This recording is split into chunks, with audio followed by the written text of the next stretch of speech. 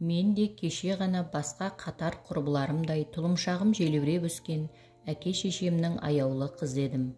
Қазір айтуға аузым бармайды, ауру әйелмін. Иә, бәрі мені солай атайды және мүсіркей қарайды. Қазақ басқа түссе баспақшыл дейді ғой. Кешегі сүйіп қосылған жарыма да масыл болдым.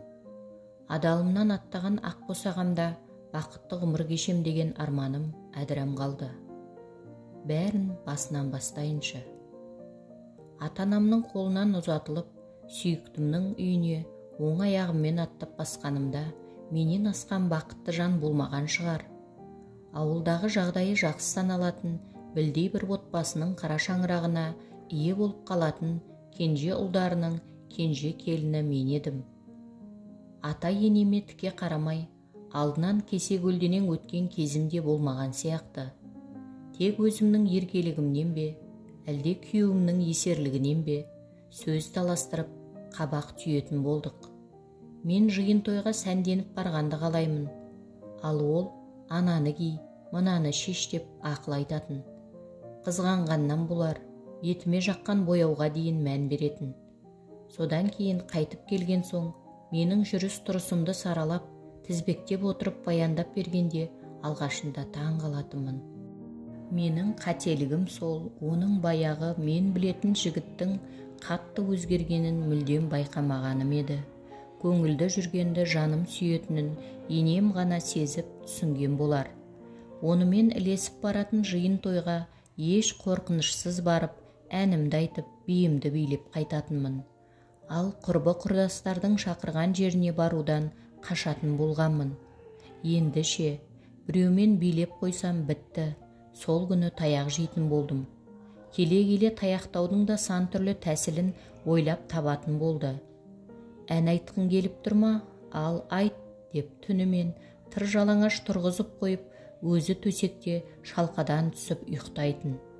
Кел, билейсің бе, деп қолымды қайырып, шаштан тартып сүйрегенде, жаным көзіме көрініп, дыбысымды шығармай жылайтынмын. Бірде енем көгерген тұстарымды байқап қойып, баласына ақыл айтқан болды. Бірақ екеуміздің тыныш өміріміз көпке созылмады. Дүниеге қызымды әкелген соң, баяғы әуен қайта басталды. Қызымыз бірге толып, ата-әжесі үлкен той берді. Сол күні тойға жиналғандар маған ән айт деп қолқа салды. 2 жылдан бері еш жаққа шықпағаным, ән салмақ түгілі көпшілік ортаға көп шықпағанымды, соның арқасында тыныш өмір сүргенімді сол кезде түсіндім.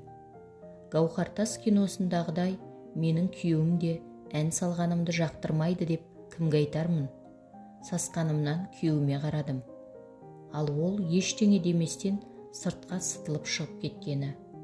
Жақтырмай тұрғанын сезсем де, менің де бір батырлығым ұстап, асабадан микрофонды сұрап алдым. Содан соң құрдастарымның ортасында бір шарықтап биледім де, әйтеуір көңілімді бір көтердім. Не болса ол болсын деген ерегіс пе, білмедім. Өзімді сондай еркін ұстадым. Сол той менің ақырғы көңіл көтергенім екенін ол уақытта мен қайдан білейін. Сол түні оңбай таяқ жедім. Аурухана төсегінен бірақ шықтым. Соққының қатты болғаны сонша есімнен танып қалыппын. Жүйкемде жұқарған. Не керек, содан бері аурумын. Қатты ашуланғанда кімнің кім екенін айырып жатпайтын халге түстім. Келіннің бұндай күйіне қай-қайын жұрт шыдасын. Қыздарыңыз ауыратын болды, деп мені төркініме әкеп тастады.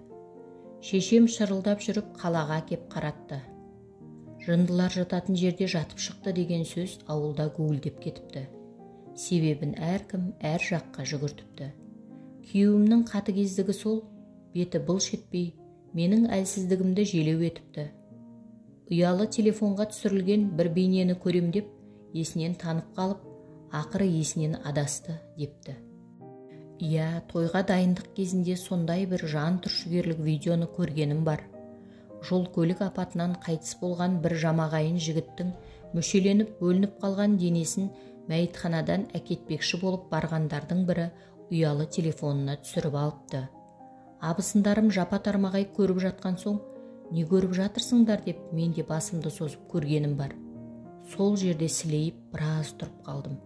Жүрегім тоқтап қалған шығар деп ойлағам. Біреуі түртіп бетіме қарағанда барып, әзер есімді жидым. Соны жолдасыма айтқанмын ғой. Ал олар ол жайтты менің ауруыма себеп етіп алып, елге солай түсіндіріпті. Жә, оның бәрін қойшы, енді емделіп келдім ғой. Оның үстіне ортада бала бар ғой деп, өткенді ұмытып, келіндік міндетімді атқарайын десем, күйеуім кергиді. Жылына 2 рет ем қабылдап тұруымның қажеттігін ауырсынып тұрма деп ойлап, оған бола қам жемеуін де айтты анам. Шешемнің қызын өткізе алмай тұрғандай кейпін көргенде қаным басыма шапты. Өзімді әзер ұстадым. Тағы да жынды деген сөзді естіп, өзімнің де шешемнің де жанын ауыртпайын деп ойладым. Бірақ құлағым тұнып кеткен сонша, олардың әрі қарай не айтып жатқанын түсіне алмадым. Балам да қасыма келіп, мойныма асылып еркелемейді. Әжесінің бауырына тығылып алған. Жүрегім сыздап кетті. Арада жарты жылдай уақыт өтіп кеткенін байқамаппын ғой. Бәрі бөтен сияқты. Үйде суық, атам да қатқыл, күйеуім де көңілсіз. Тек енемнің екі ортада қысылып отырғаны байқалады. Екі жақ бір тоқтамға келген болды. Мен күйеуімнің жылы қабақ танытпай тұрғанын көрсем де аса мән бермедім. Бір жағынан ұялып тұрған болар дедім. Осының бәрі соның қызғаншақтығынан болғанын өзінің де іші сезіп тұр ғой дегем. Сөйтсем, сенген сүйіктім 6 ай ішінде басқамен көңіл жарастырып алған сыңайлы. Тұрмысқа шықпаған, өзінен үлкен келіншекті жар етуді жоспарлап қойған екен. Баланы шешесіне тастап, өзі әлгі келіншектің үйіне кіріп алмақ болғанын кейіндеу ұзынқұлақтан естіттім. Ауыл әйелдерінің ішінде де неше түрлісі болады ғой. Халіңді сұрап келіп отырып, басқа әңгіме өрбітіп, мұқатып кеткісі келетіндер де кездеседі. Солардың бірі жеткізді. Бұны есткен соң қарап қалайын ба, бірінші мән жайды анықтап алмақ болып, енеме айтпақшы болып едім. Орта жолда күйеуім естіп қалып, тағы да ұрыс басталып кетті. Сауығып келіп, қайын жұртымның есігінен қайта енгеніме бір жеті болмай жатып, сөйтіп күйеуіммен ұрсысып тындым. Енді қалғаны жарымжан етіп, мені үйден қуып шыққанын күтіп отырмақпын ба? Олай болмас деп ажырасуға бел байлап отырмын. Қызымды қолыма алып, жаңа өмір бастауға күш қайрат сұраймын жаратқаннан. Хат иесі белгісіз жан.